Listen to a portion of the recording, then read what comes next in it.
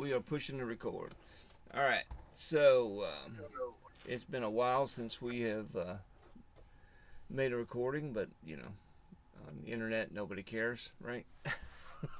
And it's not been that doesn't seem that long to them.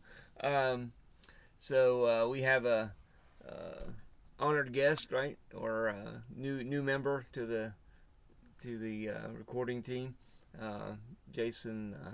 Another Jason. So we have two Jasons.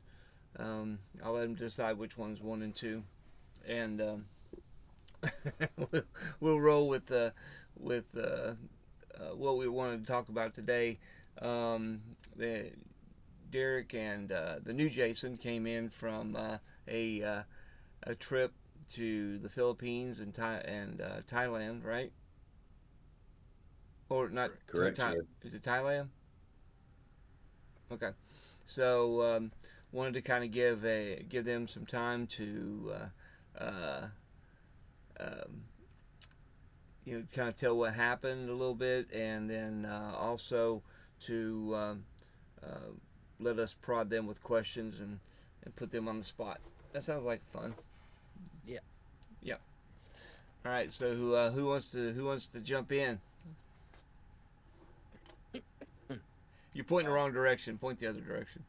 Oh, uh, uh, on my screen is here. I know, but mine's the one like the recording. Brady Uh, Bunch all of a sudden. you're right. Yours is the one that matters, Bill. You're right.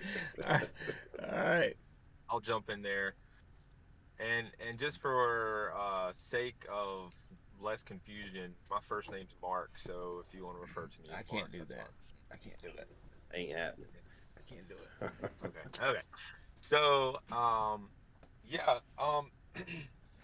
This trip's been years in the making. I think it's been an amazing journey just to get there again. Um, but the last time we were there, I think we decided it was around 2010, somewhere like that. We had been there several times, and it seems like it can be a little frustrating when you go and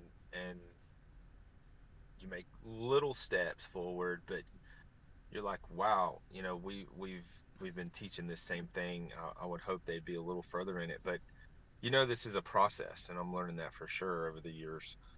Um, and people do tend to gravitate back toward what is familiar and comfortable. So a lot of what we're teaching is neither of those things. And so I think that we were planning to go there, had this official meeting. Bill, Jason, I think both you guys were there at Catawba Baptist. I remember that meeting, and then COVID happened, and so that kind of threw everything off on the trip. So getting back to um, on track to go has been the best journey, and that's the one of the best things I can think of that came out of COVID was this whole video conference phenomena that I really had never tapped into. Hmm. And so what happened, just to make this long story short, is we ended up connecting with the Filipino brothers, the pastor, the contact, and two other pastors um, for over 2 years on a discipleship call where I went through strategy and talked about different things and used support lessons and just talked about completely not related things as well on this call. And it developed into this trip. Um, this is how Craig came in the picture, who was on this trip currently, this last trip. Um, he got involved through this discipleship call, and this is where I really saw the potential to get these guys in the Philippines better up to speed into what we're doing. And even at that, even I think me and Derek kind of laugh about this one guy was went through the whole strategy, and then Derek kind of took him on took him on more one-on-one, a brother from the Philippines and a pastor, and he was going through one of the lessons, and he's like, I've never heard this before. It's like, what? And you're like, Yeah, you want to yeah, hit him with a but brick. Hmm. yes, yes. So. but it gave us the opportunity to engage them. So we took a team of 6 on this trip, but when we got there, we had a team of 9 in the Philippines because we had prepared these 3 guys to join the team and teach, which I think is you know phenomenal. Um, it was like dragon kicking and screaming sometimes, but they did it, and I I I, I think for Ellie, my contact there, we weren't sure how this was. He's a great like guy on the ground that you need. Um, Logistically, like he's your man. You need him on a trip when you get there to be on the ground and sorting all these things out. But um, as far as is he getting this, I think this trip really was for many things, but it was for Ellie. And Derek, we haven't even talked since I had this debriefing with Ellie, and there's some great things. He's already talking about going to Nepal potentially. Of course, he wants to go back to Thailand, and um, of course, he wants us to come and go with him. But but but just seeing some of the fruit already coming out of this particular trip has been phenomenal, and the fact that Ellie left his country, went to another country, uh, and taught in that other country, to me is just a huge step in his journey in this discipleship process. And he's really, he kept saying to me this past week when we were debriefing, you've been saying it, but like I'm just now understanding it. I'm just now understanding this. And you talk about that concept, and then you go to another concept, and it was like, wow, you know. And honestly, there have been times me and Derek were like, he's just going to stay institutional. Like he's not going to do this. Um, but honestly, after this trip and some of the conversations we've had lately, I'm hoping that that's turning. So anyway, we ended up going to his contact to Thailand. He taught there in Thailand on the team, did a phenomenal job, knocked it out of the park. Um, so that's the trip in a nutshell. Okay. Oh, I mean, as you're talking, I probably should have been making notes, but just so many things came to my mind. Um, you know, one of the big things the things that you just said that really should help people. That say, how do I get people going? How do I get people moving? How do I get people to understand this? And the best way to do that is giving them an assignment. They have to have something. They've got to have something that makes them do this outside of you. This little group. You can't remain in this little group like an echo chamber. It's got to expand out. And you know one of the most difficult things is to get them even outside their country. Like, even we deal with that here. Well, why are you going to another country? What about America? Or, oh, that's far out there. Oh, they're killing people out there. Or, hey, that's a dangerous place. Well, yeah, but that's where our mandate runs, bro. So that's one big thing that what you just said. I'm curious about Craig. His development. I know he went on the Alaska trip, and then this is his second trip. Is that right? Correct. Yeah. So I'm curious about that. I mean, maybe you can speak to that in a minute. Is anybody else? I mean, I know Derek went. Jason, you got anything immediate? No, I kind of want to hear a little bit more about the development of these two guys. I know Jason has been dealing with Ellie for several years, and what he said is true everywhere I've been, and even people here they don't hear it right away. It just takes time for somebody to spiritually hear things, and we just gotta be patient, waiting for God to turn the lamp on. Just keep putting information and truth in front of them So if anybody's until listening to this recording or this podcast, whatever you want to call it, um, you know, understand that You know, how many times have we heard? You know, well, I went and told them. I taught it. Well, how many times you teach it? Once. Well, they didn't hear you, man. They did not hear you. They can't hear you. It's impossible. I mean, I don't know of anybody that heard it first time. Do you? Does anybody? No. And I think when we say that, people are like, yeah, I mean, you're just, What are you calling no, me it's stupid? You calling me incompetent? literally Yes. a half a dozen times minimum before you even slightly hear it. Yeah, Yeah, yeah, because we're all stupid. We're all dumb. We're all thick. yeah, It takes a while. Yeah, I think one thing Jason would agree with this. I think one thing was evident on this trip, and we kind of take it back to strategy. And I thought one thing was evident was paradigms were shifting while we were there. You don't see that on trip one. Sometimes you see that on trip two, depending on how long it takes to go back. Um, and I don't know. I guess I was a little bit. Uh, I don't know. I think I was kind of um, not negative, but I was like, I'm not expecting anything monumental to happen with the Filipino people. I was just focusing on who I felt like God wanted me to focus on, and I think there was monumental paradigm shifts, mm, but monumental to people that um, I mean, monumentals. I mean, it's all relative. I mean, mm, what's monumental to me? I mean, what's monumental to somebody else might be just a baby step to me. Like so. I would say that one thing that I saw was that these guys that Jason's poured into a lot. Now that I'm taking one and pouring into, these guys needed to see us face to face on the ground. Hmm. Like they needed to watch us do what we did with our team. They needed to watch our actions, hear our like our language, what we say. They needed to just be with us.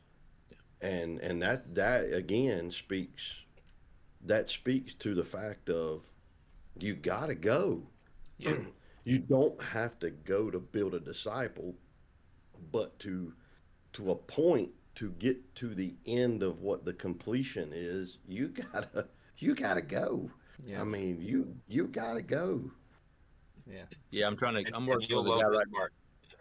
Oh, I was working with a guy right now who's in India, and he's got connections all over Southeast Asia, Africa, and we've reached out to a few of those guys that want us to share, and they're wanting like just send me the lessons, and I'm like, oh, I can, but that's not going to help you because you're going to read it with the paradigm you have, and you're going to just obliterate 80% of it. We really need to show up and live it and model it. And I said, cause that we say it all the time. These things are caught, not taught. They've got to be seen, lived out in Yeah. front of you before you get a chance to see it. It's So got to show up incarnationally. I'm yeah, so I'm trying to figure out that balance right now with some guys that are asking for information. Well, and one thing I know, Jason, you speak to this too, White. Um, I think we had one of the most hellacious trips we've ever had. And I mean, I've traveled a lot out of the country, not just on disciple making trips, but I've traveled a lot. I'm talking people dying. I'm talking, I don't even like to speak about it because it scare the bejesus out of people that are leaning in thinking about going on a trip. Like we had some serious crap happen before, during, while we're there, um, even when we come back. I mean, it was just I'm talking demonic Hmm. assaults without a doubt of from hell. Hmm. So I mean, you think about that, Jason, and think about um, how we were being tested through that, and the people we were going to as well who lost. Ellie lost two loved ones in 5 days. Wow. Wow. One, his brother, while we were there, his brother died unexpectedly while we were there with him. Mm. We were waiting on him to pick us up one morning, and Jason got a message. I got a message that his brother had unexpectedly died. The dude goes to get his brother, dead body. He has him cremated by lunchtime that day. Ellie's back to pick us up for lunch for supper that night at his house. Wow. I mean, you can't. There's so much that happened on that trip that we've probably not even debriefed. That it's like, and the reason I bring that up is this crap ain't easy. If Right. anything, this is hardcore stuff. This is next level stuff. Yeah. This isn't your Yeah. Yeah. going to church. Yeah. Go ahead. Right. Right. Yeah. I mean, just to bank off of what he just said there, I would, if my brother would have passed away, I would have been like, I don't know what to tell y'all. I'm Yeah, out. we talked I about just, that. I don't know how I would have handled that. But and I don't know if you know this, you might, Derek, but like that wasn't even paid for. Like he had to ask them if he could just pay for that in payments. And then he came back and we were trying to kind of console him and say, hey, don't worry about us. You take your time. But then I'm thinking like the next day we're leaving for Thailand. He's got to teach in Thailand. The whole reason we're going to Thailand is for Ellie. And I kept telling him that, and that made such an impact. He talked a lot about that this past week. He kept saying, I did not understand why you kept saying that you, the main reason you're going to Thailand is for me.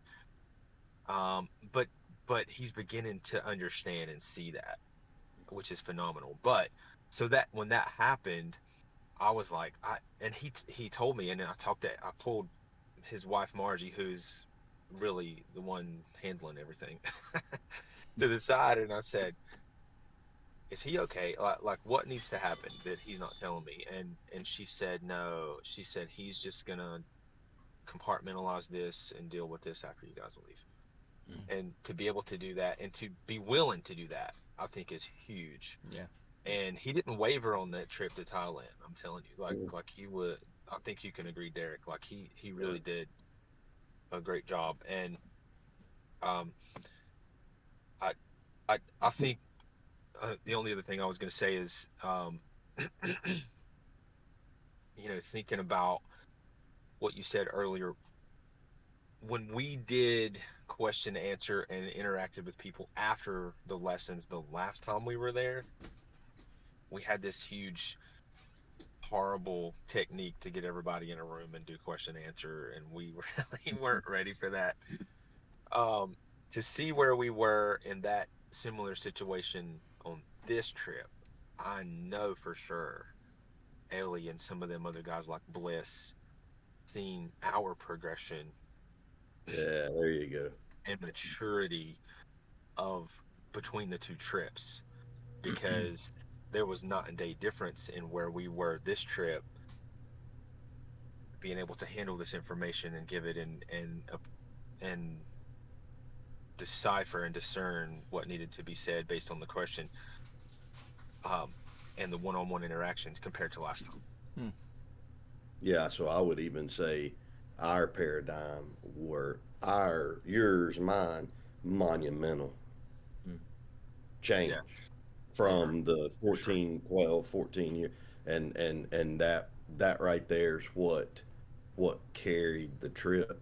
But then we're there and we're seeing the impact that God changing our paradigm is having on those people that we had been with, our third time basically. And that's a great point. Yeah, ours was probably more so of a monumental shift, our paradigm, the way Hmm. we were seeing things. I know me personally, mine's completely changed. Yeah, I know early in same. my years in this process, we went to India the first time, and Bill was leading the team, and I was co-leading, and so the second year I go back, I remember them being like, "What happened to this guy?" Because I was just like a fumbling, bumbling idiot the first time. I'd only been meeting with Bill for about 4 months, and then the next year, the development of that process was just immense, Hmm. and I think that spoke volumes to the people. Like, man, and if this can do that for him, like, what can I do for? And I think it's really caught their attention. So yeah, the development of us in front of somebody over time is definitely a way to spark, because nothing builds people like this. Nothing.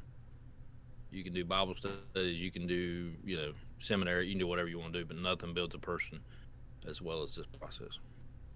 And I Hands. would even say this too, Jason. I think you can, Jason White, I think you can attest to this.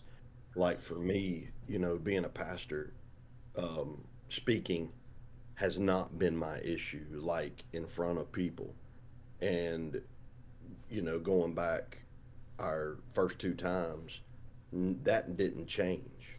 Like my ability to speak and to get the information out didn't change. I would say for me, what changed on this trip is that I was more confident, and wouldn't you agree that I was taking more of a lead role than what I had taken in the past. So, like most of what everybody worries about and focuses on is how well did I say it, and a lot of times the paradigm shift is not so much in your presentation, although it can be, but it's in the way you handle the information. And I handle it completely different than I did 5 years ago, let alone 10, 15 years ago. And that was a big difference for me. I felt like that was on this trip. Yeah, for sure. I think speaking on that, it seems like, I mean, we say, well, who's leading the team, but I think what they saw on this, and I think me and you sensed it even if we didn't say it out loud, is it was a unified Yeah. effort, right? I mean, it wasn't like somebody had to step in and say, no, we got to go this direction. It was more like we were flowing, in the same um, lane constantly, and I loved that, and I feel like they saw that, they sensed that, and I also feel like they sensed the effort it took for us to get there, and I'm glad they did that. I'm glad they saw some of that or heard about some of that, um, you know, pushback that we were getting from the enemy, because a lot of times they look at us as Americans and they're like, this is easy for them. They have the money, they have the time, whatever. But seeing that,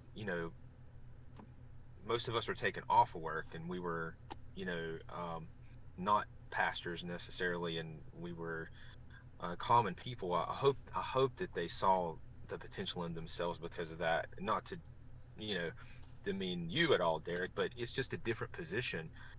And most of the people we spoke to weren't pastors.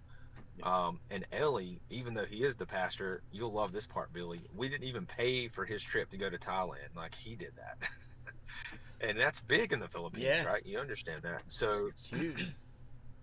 we helped them, of course, with the hotel on our own accord. We didn't He didn't ask us to, but that in itself, I thought was huge on Ellie's part.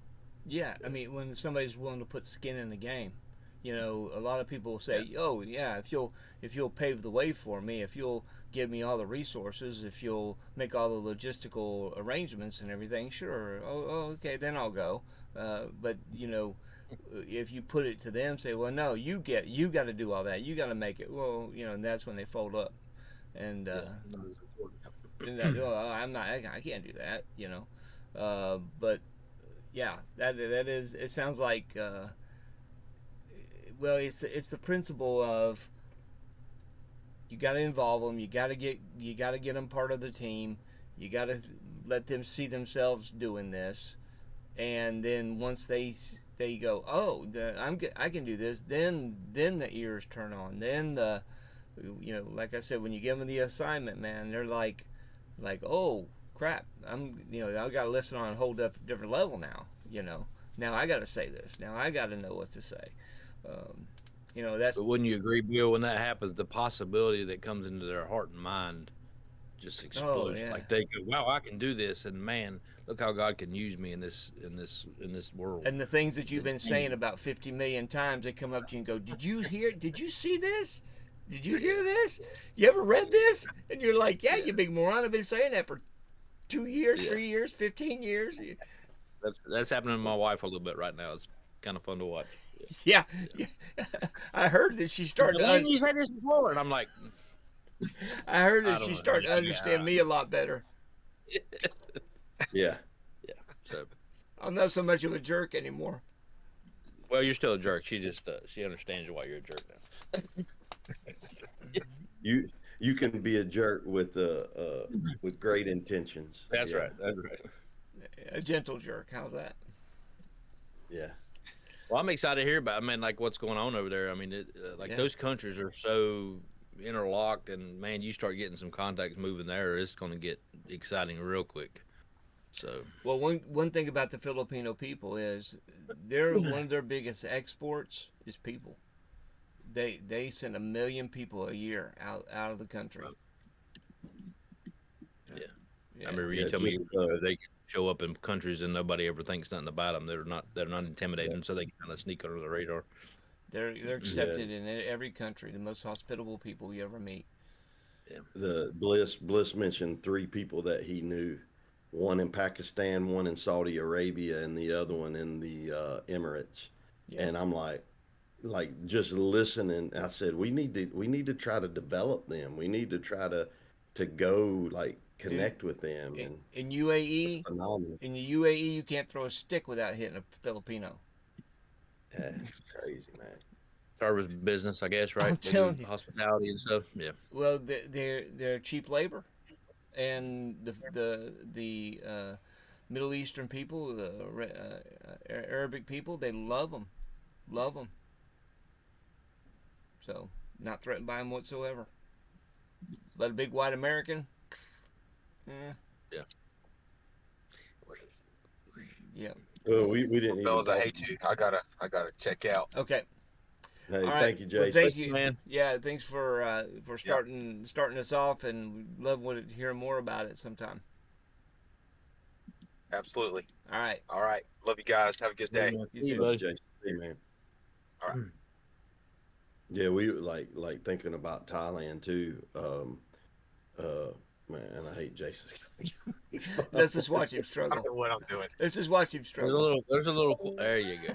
There's a little corn um, down there. Bye bye. well, thinking about Thailand, the whole reason that we were able to go to Thailand is because of a Filipino missionary in Thailand.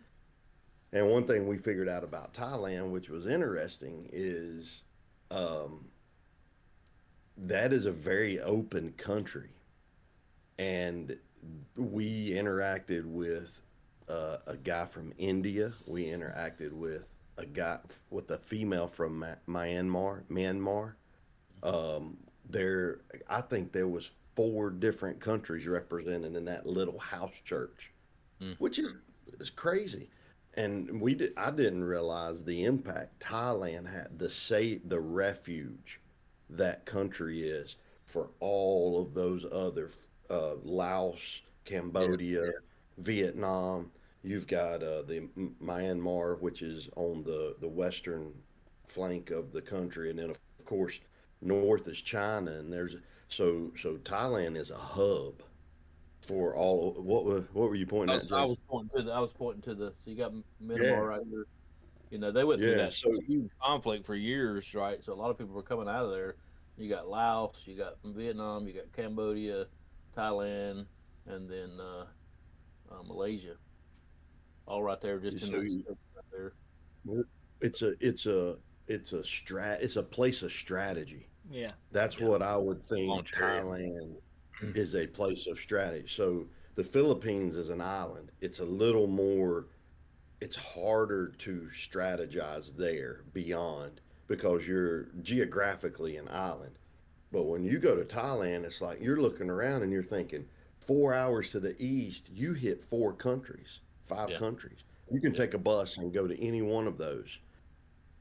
To the west is a little different, but north. And so what I started putting in the ear of the people in Thailand was, who do you know from China? Because that's a heart yeah, that I yeah, think we all would have Hmm. to be able to go into that massive country, yeah. and Thailand could possibly be the place that we would work out of to try to influence because there's a bunch of Chinese people that are coming into Thailand. Yeah, there are So certain countries in the world that are like that. That doorway yeah, country. Kenya's like that, moving up into the Middle East and Northern Africa. Hmm. India's yeah, kind of that way, moving in upward into some of those other countries. But I always yeah, felt strategic place. I always felt like the Filipino people were a key to world impact. Just because of their dominance um, in the in the lock countries, in the countries that are allergic to Americans coming and yeah, spending any kind of time. You know, Yeah, you know, am I wanting to die? No. Am I willing to die? Sure, but it's not. I'm not looking for it, and if I yeah, can avoid it, I will. And the key is, if you can't go, then you got to send somebody in your place, and the Filipinos are exactly that. And like yeah, with your example, now that you've got a foothold in the Philippines on multiple levels. Now you can start making these footholds in other places, yeah. and start working out from there. And hopefully, they start seeing it for themselves, and be like the Thessalonians and take it over and run with it. yep, yep. I Hey, think we never thought of it. I Mm, think Ellie mentioned 4 or 5 different missionaries that he knows that are Filipinos in different countries in Southeastern Asia, and it's like that's where that conversation with Jason White had come up about more than likely the place that he had mentioned, whatever Nepal. Hmm. More than likely that was a contact that he knows, and so I, yeah, I think, I had wondered if it was worth going back to the Philippines. I had wondered that over the years. Not that it was a lost cause, but I'm like, God, send me somewhere else because that's a hell of a flight. yeah, I mean, that is a rough, It is a long flight. rough, Did you go through and L.A.? and at the same, do it. Did you go through L.A.? No, dude, we went to New York and we flew around Oh, New York. Okay, yeah, the northeastern side of the yeah. You jumped over north the of the top. Arctic Circle. Yeah. We literally flew around the world because we came back through Qatar, and then we Oh, literally flew 26,000 miles, dude. mm, you went a full circle. Oh, because you left from Thailand. Yes, Oh, mm. oh, brutal. yes, Oh, brutal. yeah. So, I but didn't but then realize that. going back to what I was talking about is like I think I told you this yesterday, Bill, when we were talking. It's like everything changed for me on that trip. Man, I'm going back focusing on me, but everything changed for me because I'd never taken a trip that way Mm, in where I wasn't the main focus. Mm. And I had feet on the ground in the place I was going because I'd been pouring into bliss. I had he brought a group of people down from the northern part in the Gillian, mm, 6 hours. They took a 6 hour bus ride down mm, to meet us. He brought like 16 or 17 people that he's connected with to our 2 3 day seminar, and I mean it was just like I couldn't think of me. I couldn't think of me. mm, I had my youngest son with me, but I couldn't think of me. I didn't Mm. have the time to think about, oh, how's this going to affect me, or how. No, Yeah, it was a beautiful trip, but it was teetotal hell. yeah. Like there's no other way to come back. Got COVID. I got COVID the day after. I had Huh. struggled with COVID for 6 7 days. Um, Still not. I mean, I'm dealing with crap again today, but I mean, it's like it was a brutal trip, but mm, man, we don't celebrate that. Yeah. We don't celebrate the fact that we went 26,000 miles around the world, dude. We celebrate that. Look what the heck we got to go back to. Yeah. Look what's happening in this part of the country that in this part of the world that we have impacted through this. strategy and process. So And it's, y'all know the same exact. You've seen the exact yeah. same thing happen. So it's interesting what you're saying. So would you say because maybe you said it but I didn't hear it. But so you're saying that in that this trip you felt like you were more outside yourself than any other trip. Absolutely, 100%. Wow, that's Yeah, big. we had that conversation the other day, talking about his trip, and he was, I Yeah, said, "Man, that's living outside yourself to the yeah. uttermost." Here. Wow. But like before, it was. I guess I could rest at night. Like I could. I felt like I was. I felt like literally I was where I needed to be, Mm. but it was a terrible time. It was like I could go into the detail of what was Yeah. going on back home, but I as a pastor, I had responsibilities, and the guy died the day before we left. That wife had just died 3 months before. That was the first funeral in 19 years I've never done for a member of Catawba Baptist Church. Oh wow. And so Sonny did his first funeral Yeah. ever. Yeah. And when I think I said that to you, Bill, Yeah. yesterday, is Yeah. like when I come back, I had about 5 people say, "You ain't never leaving the country again," because of all the crap that happened. Yeah. But it was a good. So I'm like, there's never a, a there's never a perfect time Uh-uh. to travel across the world. I mean, it's just not ever going to be. It's never going to be suitable to your flesh. Yeah. No. Especially when you've got young kids. And I wish I would have known this 5 to 10 years ago when I pushed the brake pedal, Mm. and I was like, man, I can't leave my kids. I've got this going on. But now I look back at people that are struggling to leave the country because they've raising a family, and I'm more merciful Mm. because I understand. But then I look at it and I'm like, dang, I wasted some time, missed some opportunities. But hey, Yeah. move forward, You know, Yep. move and forward. Keep I'm moving. gonna I'm gonna say something, and I wish I could mute. I wish I could mute Derek at this point and just talk to you, Jason. So kind of brace yourself. I'll be quiet. Brace I'll be yourself. quiet. Not be quiet. Just I don't want to You just don't ruin want you. you to hear I don't want you to hear it, and I don't want to ruin it for you. it. Um, but that's what you're talking about. Is the definition of humility Yeah. is not that you think less of yourself. You don't think of yourself. That's what that means. Yeah. So when you're on these trips, that's just a natural progression of what it does. Is you're on the trip and you're not really wondering how, you know, you're not worried about your comfort. You're not worried about what you're what you're what you're growing in and all this other. It is really what's going on with these people. How can I help these people? How can I make this you know work more for them? It's just constantly outside yourself. So that's why I wanted to kind of mute you, just just so I don't ruin it. I remember waking up in different places around the world just being exhausted. It's like people are like, "Man, are you not tired?" Yeah, but who cares? Let's go. Just Yeah, you just keep you just keep your head down and move. yeah, And but they become more important.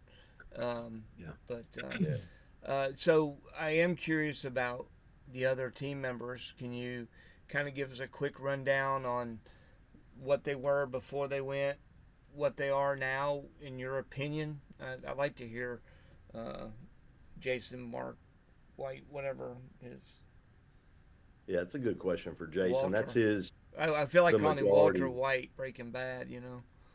Yeah. Um, they so Sarah, Jason's mom, Pam, and my son Nolan had never taught before. Actually, Nolan had spoken one time, but it was in a different setting. But the three of those had never even gotten up in front of a group of people and taught ever, ever, ever. Craig had only done it probably. This was probably Craig's third time, mm, maybe fourth, if that. So everybody, with the exception of Jason and myself, was very new to the what are we teaching? What are we doing again? And How is this going to work? there How is this going to be beneficial? and How and is it like going to we're waste some time? traveling all across the world to teach this stuff that I don't even know if I understand. I think I understand it, but I don't understand it. And I will speak for my son. I'll speak for Nolan. Mm-hmm. Jason asked him a great question one day. This was right before we went to Thailand, and he said, "Is there anything that you've heard? Because he's heard the strategy quite a bit, not all the way through like we did, but he's watched me over the years." And Jason said, "Is there anything that's just stuck out to you that you had not heard before?" And and then I was like, that's crazy. That's what he heard. But he was hearing the same thing I think Bliss and Ellie were hearing, Mm. which is the importance of one man. Mm. The chapter 4, Luke to Theophilus going into chapter 5 was monumental on that trip. Mm. For the ladies, I think I think it was they saw a purpose because they taught the ladies in the Philippines, and ladies in the Philippines are king. Not so much rulers over the family, but the ladies are more they're more prominent. They tend to be the ones that work. A lot of the men in the Philippines stay home. They take care of the kids. It just seems like the women are higher up in the Philippines than they are in a lot of other third world countries. And with that, these women made an impact in the way that they connected with our American women made an impact with the way they connected with the Filipinos. And I think they saw purpose in what they were doing. Now Sarah is she is a ex-military. She works with Jason some part time as a physical therapist. She is a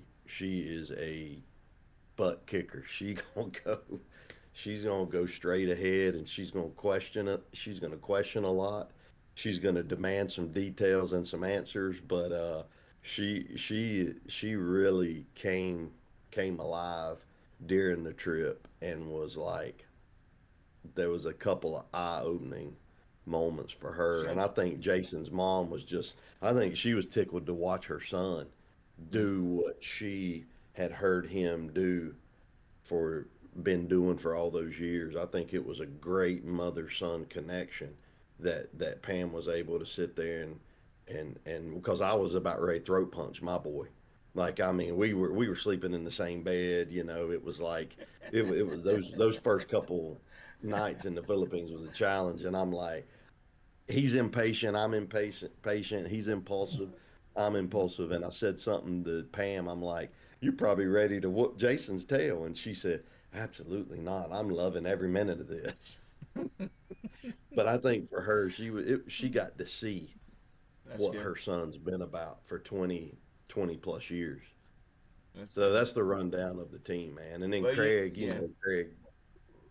Craig's a 280-pound black dude, 6'2", 6'3" almost. And I mean, this dude carries himself unlike anybody else I've ever watched.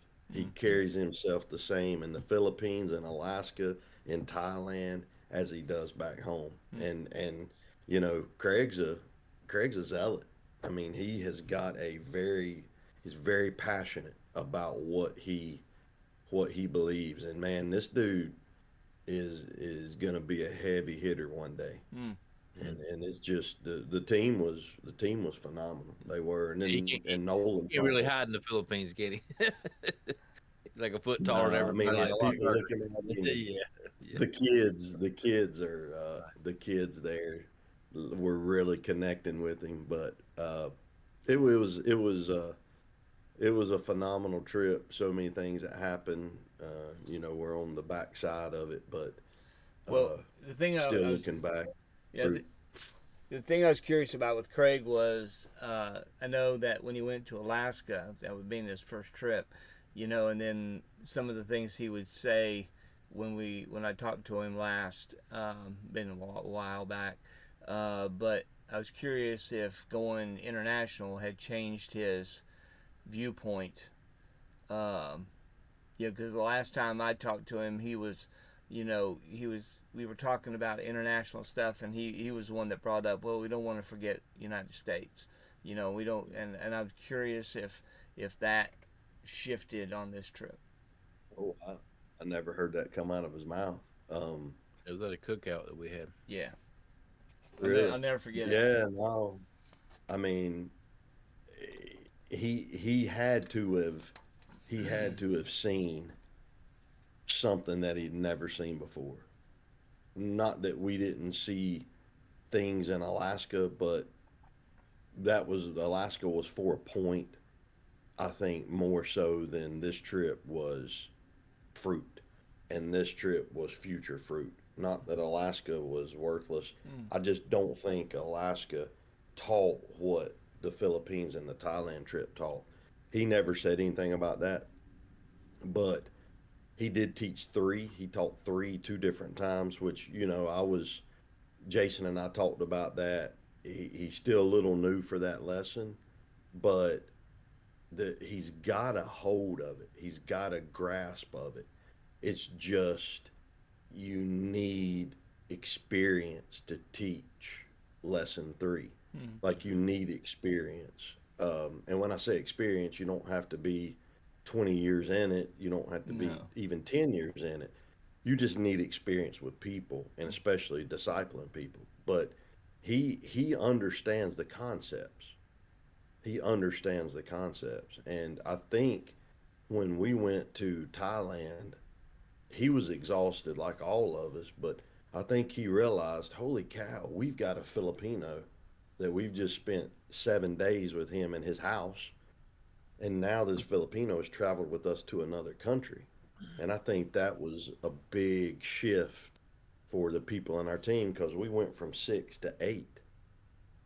And man, if you think about the impact of that on a trip, to where you fly into a country with your group of six, and then you fly to another country in the same trip with a group of eight, and Mm-hmm. we've got a picture of our six and then a picture of our eight, and Marjorie and Ellie are the other two, and like those little things right there are huge in the grand scheme of what Jason was doing and what we were trying to do as a team, which is to establish, hey, I think Jason, you were Bill one. I think you said it, Jason, about how, hey, or it doesn't matter either one of you about how this transfers through Filipinos the same way it transfers through Americans. It's not just an American idea. Right. Right. Just because the author of Tally Ho the Fox is American doesn't mean it's American. This is a world cultural. Yeah, this is Jesus This is the truth. Yeah. Jesus idea that goes throughout the world, Mm-hmm. Yep. breaks the cultural barriers. Well, For sure. I I've spent my time in Philippines as well, and the last trip I went on, which has been too many years ago, the last time was all Filipinos teaching strategy at a location, Oh, and I didn't teach any strategy. I taught a couple of lessons that were supplemental, and I'll never forget the transformation of that team, mm, of that Filipino team. So it was about nine of them. Well, yeah, about nine of them. That yeah. So I completely understand. Like I said, you got to give them an assignment, and that's the only way it's going to flip over. Is yeah. if you got to give them a chance to say it, which makes Yeah. means you got to get out of the way, which means you got to sit down. You got to let somebody else stand up. Um, Yeah. They got to take ownership of it. Yeah. no, and what system in the world, institutionally has that model? I, I don't see it. They got to hold it on to control of everything. Yep, or I want to make sure it's said correctly, or I don't have any confidence in that person, or they're going to say it terrible. Well, yeah, they're going to say it terrible.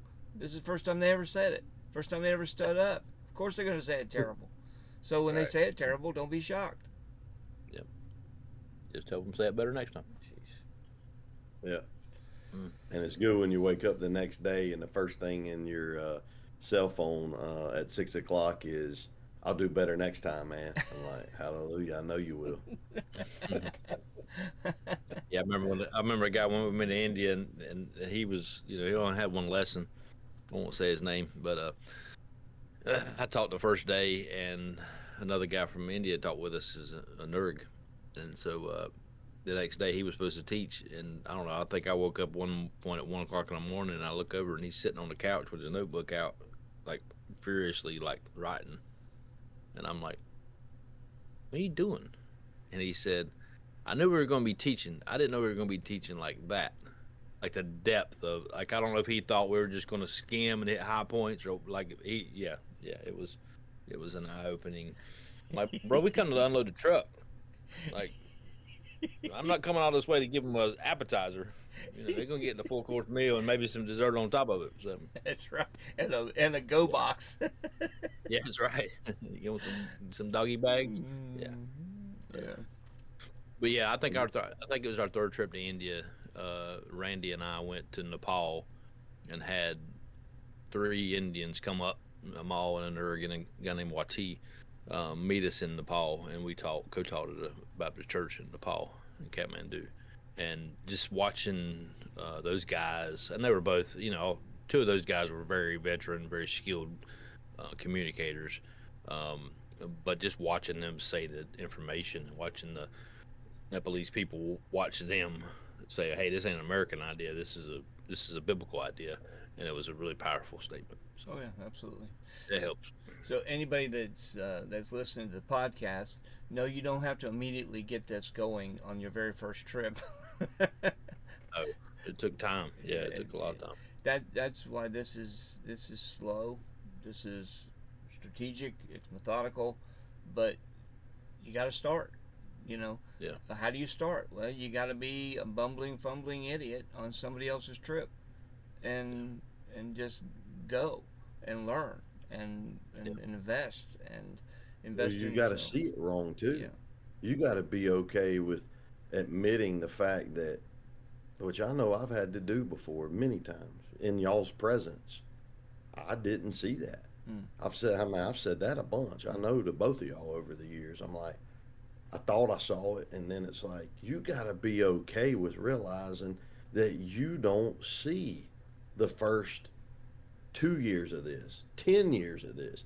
Lord, you still don't even see it perfectly, even in the present moment that you feel like you've come to the point of full revelation Yep. of this kingdom thought, this strategy of Christ. I mean, I used to think I was fully aware, Mm. fully awake, Right. fully invested in this, and I'm like, holy crap, that was all about me. Mm. It was all about my little empire and my little team, and now it's so much.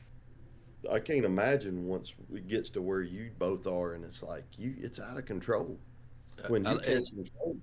it reminds me of, like, you see a little puddle on the ground after a rainstorm. You look at it and you, like, you tap your foot in it, like, oh yeah, and then you go to step in it, and you're gone. Like, that's the depth of these ideas. You think Mm. it's just a simple thing, and you plunge into it, and you're over your head in an instant. That yeah. And I mean, I try to approach everything. I try to. I'm not saying I'm perfect at it, but I try to approach things with understanding that I don't hear, I don't see automatically, and I don't hear or see the first time. And so when it's kind of like when you see an idea or a concept eating somebody alive, and you're just kind of like, you know, I don't get it. I don't know why you're so passionate. When you see that somebody's really passionate about something and it doesn't really affect you, then it's probably because you're not seeing and hearing on the level they're hearing and seeing. I've heard something. Yeah, They've heard something, they saw something that is just eating them up, and you yeah, you need to lean in and understand your deficiency, yeah. or you're sunk. The moment you think you got it all down, you're done, dude. You're done. You done imploded upon yourself. You've turned it inside, and it's all about you now. Yeah, So that's right. I'm glad you said that, because we got to let ourselves off the hook a little bit and put ourselves on the hook a little bit, where it's like, don't beat yourself up because you're not seeing or hearing it on somebody else's level, but Yeah. the fact that you say you hear and see on everybody else's level, Yeah. all right, well then get busy. Yeah. Be aware That's of it, right. but don't condemn yourself in it. Yeah. Yeah, Just keep moving. yeah, Yeah. just keep trucking, keep moving, keep plugging. So, man, I really appreciate everybody getting up this morning. It was good to get. I look back. June 6th was the last time I think we had connected. Wow, Mm. yeah, it's been a long That's time. six, It's been a five crazy weeks. summer.